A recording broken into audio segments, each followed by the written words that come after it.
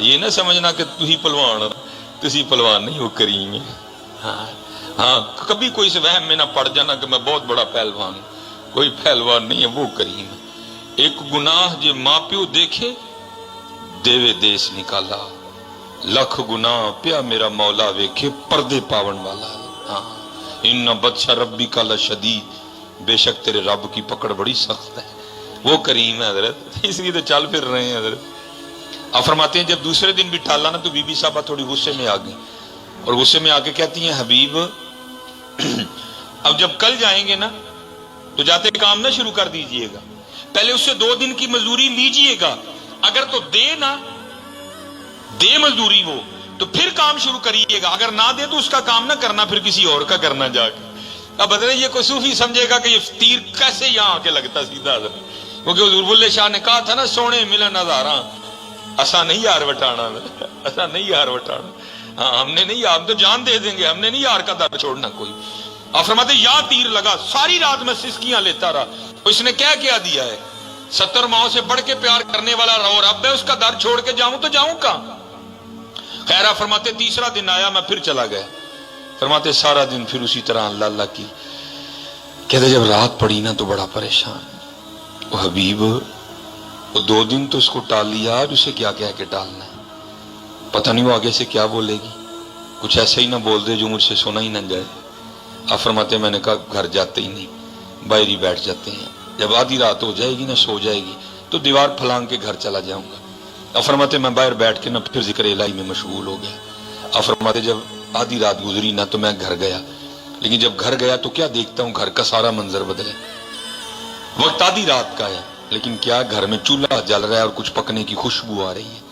آپ فرماتے میں بڑا حیران ہوا، وہ اتنی رات کو فقیر کے گھر چولہا کیسے جل گیا ہے؟ تو پھر دل میں خیال آیا گاؤں میں سے کسی کو میری غریبی پہ ترس آیا ہوگا، کوئی کچھ دے گیا ہوگا۔ خیر اب دیوار پھلانگنے کا تو سوال ہی نہیں اٹھتا تھا۔ اب فرماتے میں نے جا کے نا دروازہ کھٹکھٹایا، بیوی نے دروازہ کھولا، لیکن آپ فرماتے جب دروازہ کھولا تو کیا دیکھا، بڑی خوش ہے، کپڑے بھی اس نے نئے پہن رکھے ہیں۔ فرماتے میں بڑا حیران ہوا، اتنی خوش کیوں ہے، یہ نیا لباس کہاں سے خریدا اس نے؟ اب فرماتے سوال میں نے خود سے کیا لیکن جواب وہ دیتی ہے، کیا کہتی ہے، او حبیب کوئی آپ کس کی مزدوری کرتے رہے ہیں، آپ کا مالک تو واقعتاً بڑا کریم ہے، آپ کا مالک تو واقعتاً بڑا کریم ہے۔ اب فرماتے میں نے پوچھا کیوں، کیا ہوا؟ کہتی گھر آ کے خود ہی دیکھ لیں کیا ہوا۔ اب فرماتے جب اندر گیا تو جا کے کیا دیکھتا ہوں، جس چیز کی ضرورت تھی نا سب کام باہر لگا ہے۔ کہتی آپ تو کام کر رہے تھے نا، آج آپ نے زیادہ کام کیا ہے، آپ کا مالک کتنا کریم ہے، آپ کو اس نے نہیں کہا، یہ اس کے بندے آئے تھے، سارا کچھ وہ دے کے گئے ہیں، سارا کچھ وہ دے کے گئے ہیں۔ ہاں حضرت حبیب فرماتے جب میں نے اس کی کرم نوازی دیکھی تو میں رو پڑا۔ تو آپ فرماتے مجھے روتا دیکھ کر وہ کہتی ہے رو نا، خالی سامان ہی نہیں آیا، ساتھ پیغام بھی آیا ہے۔ تو حضرت حبیب کہتے ہیں میں نے پوچھا پیغام کیا آیا ہے؟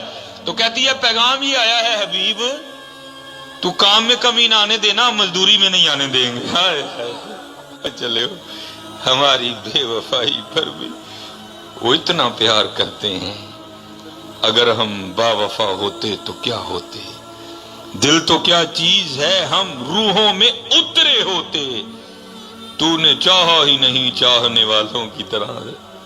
2 منٹ رہ گئے ہیں میرے پاس، ایک اور سنا کے بس میں اجازت چاہوں گا حضرت، اور ہاتھ جوڑ کے عرض کروں گا بھائی او دینا متھا نہ لاؤ، دینا یاری لاؤ۔ دجلہ کے کنارے جو گھر بنا رکھے زبیدہ جب وہاں سے ٹھیک ہے جناب، وہ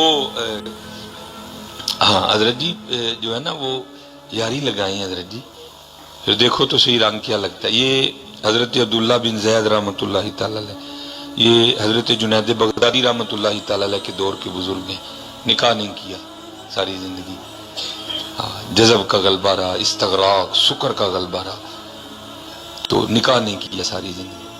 تو ایک دن بڑھاپا آ گیا، ایک دن بیٹھے حدیث پاک پڑھ رہے تھے جس میں حضور نبی علیہ السلام نے ارشاد فرمایا جس کا مفہوم ہے کہ جنت میں کوئی شخص بھی تنہا نہیں ہوگا، جو یہاں نکاح کی عمر کو پہنچا نہیں، پہلے انتقال ہو گیا، یا پہنچا نکاح کر نہیں سکا، تو اللہ جل شانہ جنت میں ان مسلمان مردوں اور عورتوں کا آپس میں نکاح کر دیں گے۔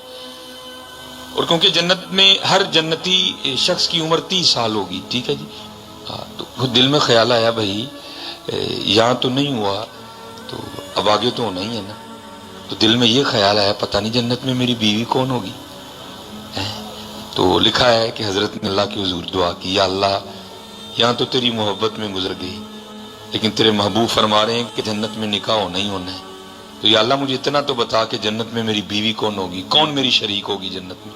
تو آپ فرماتے پہلی رات دعا کی تو دعا قبول نہیں ہوئی. فرماتے دوسری رات پھر کی، قبول نہیں ہوئی. تیسری رات جب کر کے سویا نا تو خواب میں کیا دیکھا، ایک سیاہ فام عورت ہے کالے رنگ کی، اور وہ خواب میں کہہ رہی ہے کہ میں میمونہ ولید ہوں اور میں بصرہ میں رہتی ہوں. بیدار ہوئے، آنکھ کھلی، وقت تہجد تھا، نماز تہجد ادا کی، نماز فجر پڑھی، سواری لے کے بصرہ چلے گئے. بصرہ والوں نے حضرت کا بڑا پرتپاک استقبال کیا. وہ ایک مرید کے گھر میں بیٹھے، لوگوں نے عرض کی حضور آج بغیر بتائے کس طرح آنا ہوا. تو آپ فرماتے ہیں یار یہ تو بتاؤ تمہارے بصرہ میں کوئی میمونہ رہتی ہے؟ لوگوں نے عرض کی حضور رہتی تو ہے، تو آپ نے کیا کرنا ہے؟ آپ نے فرمایا میں اسی سے تو ملنے آیا ہوں. لوگ حیران ہو کے کہنے لگے حضور آپ اس سے ملنے آئے ہیں؟ آپ فرماتے میں نے کہا کیوں، اس سے کوئی مل نہیں سکتا؟ حضور وہ تو دیوانی ہے، لوگ اسے پتھر مارتے ہیں. اور حضرت یہ بھی کمالی رنگ ہیں، سنگ ہر شخص نے ہاتھوں میں اٹھا رکھا ہے، جب سے تو نے مجھے دیوانہ بنا رکھا ہے، کڑی اس شخص پہ بھی محبت میں گزری ہوگی، نام جس نے بھی محبت کا سزا رکھا ہے.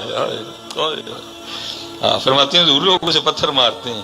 اور فرماتے ہیں میں نے پوچھا پتھر کیوں مارتے ہیں؟ حضور کام اس طرح کی کرتی ہے، کیا کرتی ہے؟ تو حضور اگر کوئی رو رہا ہے نا وہ اسے دیکھ کے مسکرانا شروع کر دیتی ہے، اگر کوئی مسکرا رہا ہے تو وہ اسے دیکھ کے رونا شروع کر دیتی ہے. لوگ پتھر مارتے ہیں اس کو، وہ دیوانی ہے، آپ نے اسے مل کے کیا کرنا ہے؟ اور حضور اس کی دیوانگی یہاں تک بڑی ہوئی ہے کہ اجرت پر وہ ہماری بکریاں چراتی ہے. آج بھی وہ ہماری بکریاں لے کے جنگل گئی ہے، اور ایسی دیوانی ہے بس جتنی ضرورت ہو نا اتنے رکھ لیتی ہے، باقی اللہ کے راستے میں صدقہ کر دیتی ہے. آپ آرام فرمائیں، عصر کے بعد لوٹ آئے گی. حضرت فرماتے ہیں میں نے کہا بھائی عصر کس نے دیکھی ہے، یہ بتاؤ جنگل میں کس سائیڈ پہ گئی ہے؟ عرض کی حضور نہ جاؤ، بڑا خوفناک جنگل جی، وحشی درندے بڑے جی، حشرات الارض بڑے نے، نہ جاؤ. حضرت فرماتے ہیں میں نے کہا نہیں، بتاؤ کس سمت گئی ہے؟ سمت بتائی گئی. آپ فرماتے ہیں میں جنگل میں چلا گیا. آپ فرماتے واقعی بڑا خوفناک جنگل، بھرا پڑا شیروں سے، وحشی درندوں سے. کہتے میں نے حیران ہو کہ خود سے سوال کیا، اے عبداللہ بڑی بات ہے، وہ اس جنگل میں جہاں پیر اٹھاؤ تو آگے شیر کھڑا ہے، وہ کیسے بکریاں چرا رہی ہے؟ خیر آپ فرماتے جو جگہ بتائی گئی تھی نا میں وہاں پہنچ گیا، لیکن آپ فرماتے جب وہاں پہنچا تو دو حیران کر دینے والے منظر تھے. پہلا، میمونہ آئی تو بکریاں چرانے تھی، لیکن بکریاں نہیں چرا رہی تھی، وہ تو اس جنگل میں لوگوں سے چھپ کے مصلی بچھا کے نوافل پڑھ رہی تھی.